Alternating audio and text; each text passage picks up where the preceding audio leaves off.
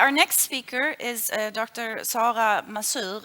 She is from Ericsson Research. She has a PhD in electrical engineering from the Royal Institute of Technology, KTH. I think she's also associate professor there, and has spent a good 20 years in management and research positions at Ericsson.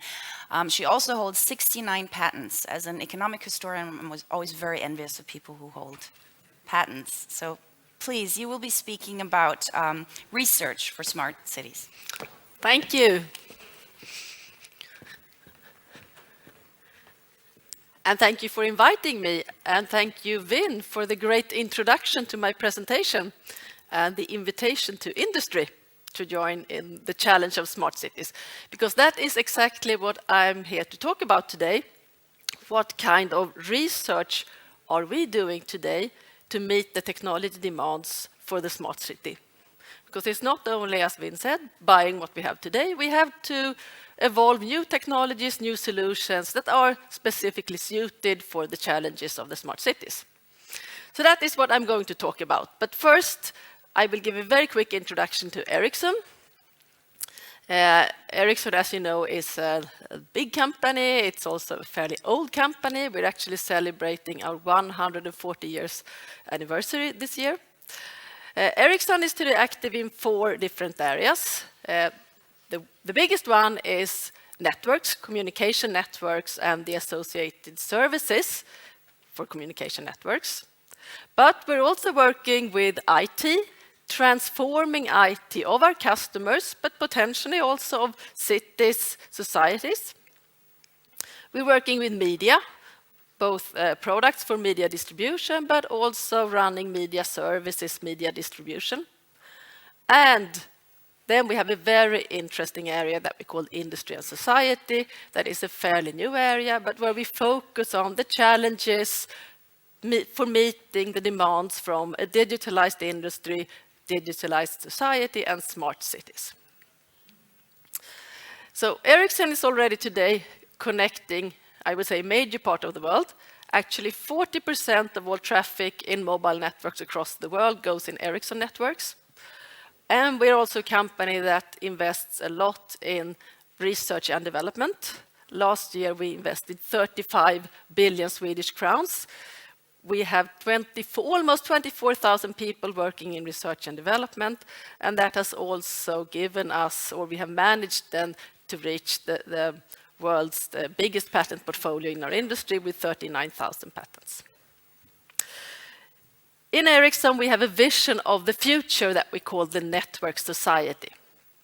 And in the network society, we say that anything that benefits from being connected will be connected to the network. And we say that people, business, society, smart cities can reach their full potential by being connected to the network, but also using the intelligence in the network to turn data into meaningful insights. So that is our vision of the future. So where are we today then? Well, what we see now is that we have very many industries that have started on the journey towards digitalization. And as you know, many industries are already far on that journey, like the media industry or the music industry. But this is now also becoming relevant for almost any industry to be competitive and successful for the future. So it's not only media and music, it's also manufacturing, it's process industry, it's transport industry, and of course, this is also valid for societies and cities. To be successful for the future, we all have to embrace these new technologies and make the most on how they can be used to build smart, sustainable cities for the future. But, as Vin said, it's also about people. So here are some facts from our recent Consumer Lab study. And what we see, for instance, is that commuters spend much more time commuting than they do on leisure activities. And this is something that I think we all recognize. That is a problem for us today. We also see that teenagers, very many of them, spend a lot of time using ICT technologies, for instance, on YouTube here, more than 3 hours per day on YouTube for 1 out of 5 teenagers. We are definitely on the way to the network society.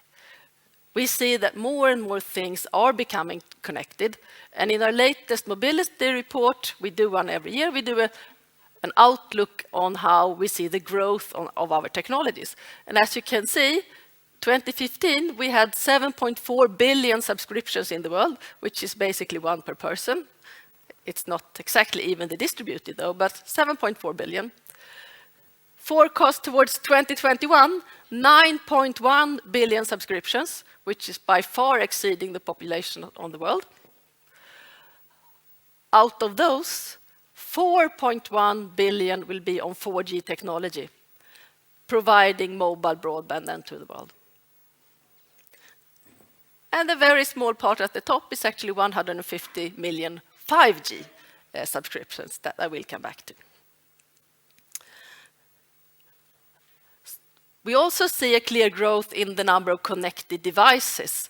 So by 2021, we estimate that we will have 28 billion connected devices all over the world. And out of those, 15 billion will be predicted IoT devices that are connected, which means sensors, could be sensors, but it can also be transport systems, safety systems. 15 billion connected by 2021, and 2021 is not that far away. So where are we on this journey now in Ericsson? And I'm sure you're familiar with this map of the generations of mobile communications. We started with the first generation that was analog cellular communication. Then digital came with 2G, GSM system being the first world standard that we can use anywhere in the world. Almost every country in the world today has a GSM system. Then 3G came, where we went more and more into data and broadband. At that time, we could support 384 kilobits per second. When we launched 4G around 2010, we actually have a very good system for mobile broadband, reaching data rates up to or even above 100 megabits per second. And now we're moving into 5G. And 5G will be in commercial operation by 2020, but we are already now trying 5G with both different customers, but also in industry pilots and with society, and I will come back to that. So what is 5G then? If 4G is a very good mobile broadband system, what is 5G? Well, what is interesting with 5G is that it is already from the beginning designed to be not just another even better mobile broadband system, but also very well suited for meeting the challenges from industries, societies, and smart cities. So this means that with 5G, we have a very broad base of use cases. Of course, we will have mobile broadband and media everywhere, that's for sure. But 5G is also extremely well suited for connecting sensors. In the roads, sensors, wherever we have massive amounts of sensors. It's very well suited for connecting transport systems, smart transport systems. Very well suited to handle infrastructures, both monitoring and controlling infrastructures, but also for controlling critical things like industries, safety systems, security systems, or autonomous cars or buses. And of course, it will also, in a very good way, handle the interaction between humans and Internet of Things devices. So what does this mean in reality? What are the challenges we have to meet? If we are addressing all of this wide range of use cases, what do we have to support with 5G? Well, we are building a technology where we will have data rates that are 100 times higher than what we have today. So this is up to 20 gigabits per second. We will also support traffic volumes that are 1,000 times bigger than what we support in today's systems. We shall be able to connect 100 more devices per area unit than we can today. And also with a much shorter latency, a latency that is a factor of 5 shorter than what we have today, which is down to 1 millisecond. If we are going to connect massive amount of sensors, of course we have to bring down the cost. So it should also be cost efficient to connect all of these things using 5G technologies. And for a small device with a small battery, the battery should last 10 times longer than if we were connecting it with today's technology. And also support much better coverage to reaching all of these small sensors everywhere. So putting all of this together, we actually have a technology that is very well suited for meeting the demands from both connected industries, but also connected societies and connected cities. When we talk about what we call machine-type communication, which is actually machines or sensors communicating them with the network, they actually split into two very different cases. One is the massive case, where we have a huge amount of sensors, and there we have, for instance, the sensors in the roads, in buildings, meters, each one of them sending not so much data and not being extremely time critical. So here we have to meet challenges like very low cost, extremely high coverage, small data volumes, but a massive number of devices instead. The other case is the critical communication. And this is where we have the safety systems, security systems, traffic systems, autonomous cars, remote operation of industries or remote operation of machines. Here we have to have a really short latency. So this is where we need the 1 millisecond. But we also have to be ultra reliable and ultra accessible. So you have to be 100% sure that the network is there and that you can access it if you're running an operation that is mission critical or business critical or critical to people. Looking then at Internet of Things or connecting devices, it's like Vin said, it's not only about connecting things and collecting data, you also have to turn it into something that is meaningful. So in our view, then you need at least 3 components. Of course, you need a network to connect things. And this is where we are developing the 5G technologies to meet the network challenges. You also need the devices. You need to be able to provide the small, cheap sensors that we can have in massive numbers and still be cost efficient. But one very key important factor is also the intelligent software. And this is where you turn the data that you have collected into meaningful insights that you then can take intelligent decisions on and turn into action.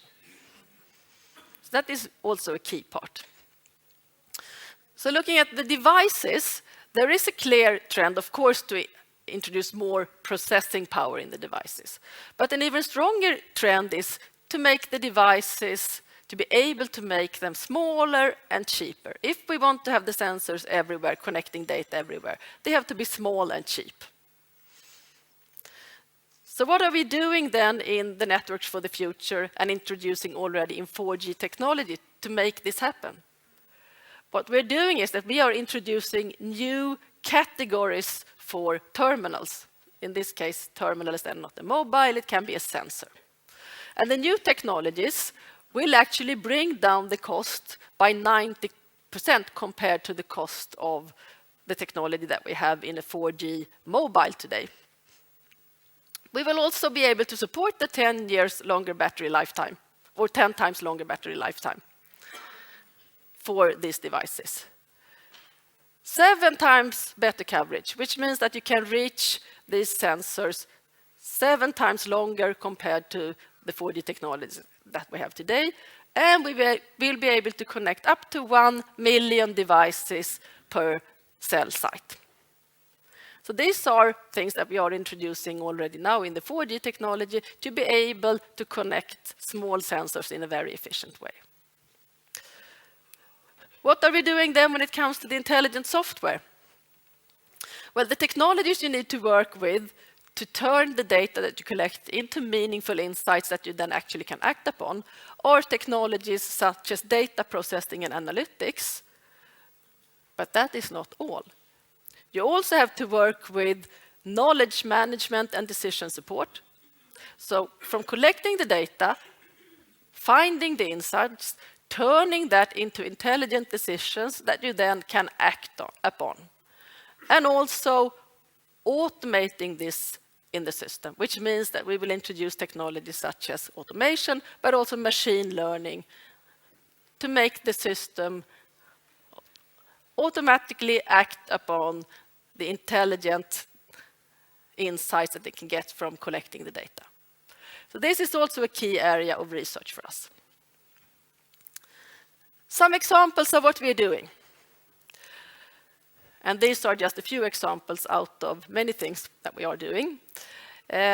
One very interesting area for us is the transport sector, and especially then people transport in cities, and how can we improve people transport in systems. And here we are working with our partners Scania, but also the Integrated Transport Research Lab at the Royal Institute of Technology to introduce something that we call the Connected Mobility Arena Stockholm. And in the Connected Mobility Arena Stockholm, we want to create Europe's leading test site for connected mobility. So we will build an open platform where other players are invited to come and test new technologies for building smart systems for transport, and especially people transport. So we are looking into things like how can we prioritize emergency vehicles? How can we optimize people transport? Of course, we're looking into platooning also, but also orchestration and management of these systems. And this is then planned to be built here in Stockholm. Another example is something that is called the Digital Demo Stockholm, where we are working together with the Royal Institute of Technology and all of the other partners of the Royal Institute of Technology. We are one of the partners, but there are also other players. One of the partners of Royal Institute of Technology is the City of Stockholm, and this is then driven out of the demands from the City of Stockholm. So key here is it's a unique cooperation between the City of Stockholm, industries and academia, working on how we can solve the challenges from the City of Stockholm, how we together can help solving the challenges of the cities, strengthening the vision of the City of Stockholm to be a smart, sustainable city in the year of 2040. So this means that we will build a test environment for new solutions, we will demonstrate things, and we will also invite other players to come and test with us. And specific areas that the city have identified that are of key interest of them to look into are the areas of access to clean water. How can we secure security for elderly people in a good way? Efficient transportation in the city, and also technologies for equal opportunity.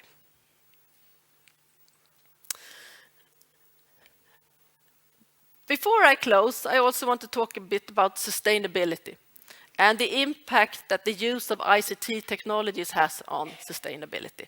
And sustainability is one of our key research areas in Ericsson Research. So what we see from our studies is that by 2030, the use and the introduction of ICT technologies has the potential of reducing the global greenhouse gas emissions by 15%. And it's split into different areas: smart grids, buildings, transport, work, travel, services, and agriculture.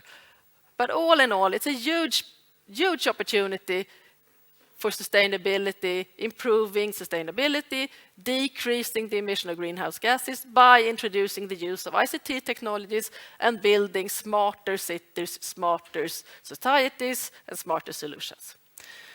We also have a demo on this outside, so you're all extremely welcome to come and visit the demo to learn more on this from our experts on sustainability research.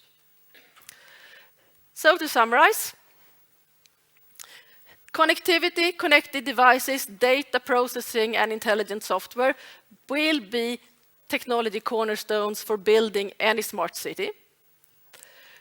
We are researching on all of these technologies, but also specifically making 4G and the coming 5G technologies suitable for building solutions, both for industries, but also for societies and smart cities. And we see that there is a fantastic potential in sustainability, building sustainable cities by the use of introducing more and more ICT technologies.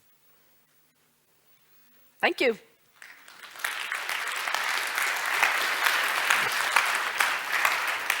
Thanks a lot, Sara. It's a fascinating insight into what's coming. You say you work with Stockholm City. Do you have similar cooperations with other cities around the world? And I guess one of the reasons I'm asking that is because I would be interested in from when you do this research, do you see that, the world is flat, everybody's trying to do the same thing, and consumer behavior is quite similar, or do you see significant differences? We are working with a few other players. We have not announced all of them, but one that I can announce is Tuscany Valley in Italy that we're working with. The challenges, I would say, some are similar, but there are also specific challenges for the different areas. Like Tuscany is has a very difficult geography for elderly people to actually get out, and that is a challenge that is specific for them. Yes. Okay. And some of the things you mentioned, which is really interesting, which you kept coming back to, is that it's one thing to be able to generate ad data or collect data, but how do you actually turn it into meaningful insights? I guess two questions is, do you also work, you mentioned some of the other big companies, but how do you work perhaps with open innovation, or do you work with small companies that are good at handling or generating new ways of dealing with this data? We have several ways of interacting with partners. One initiative that we launched last year was what we call 5G for Sweden. And we started with Sweden. We are now making it wider. We have also announced 5G for Europe, and we will make it even wider to other regions. There we are cooperating with different players. It could be industry players, but also society players, big and small. And then we also have another way working with smaller companies like startups and in what we call the Ericsson Garage, which is more an innovation area where we bring in partners and work together on an innovation. So we do both. You do both. Are there any questions from the audience yes, please.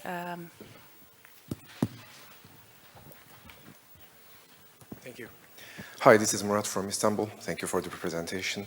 I would like to hear your vision about the future of roaming, both technically and commercially, in the area of 5G and IoT roaming. Thank you. Sorry, in the roaming? Roaming, and especially with the increasing amount of IoT roaming. Yes. Roaming is not a technology issue, it's a business issue. What we are researching is mainly technology. I do have a personal view, and I say that we will need to have a different view on how we treat roaming from a business perspective to really make the most out of this potential that we have with 5G and IoT. But it's not a technology thing, it's a business, yeah.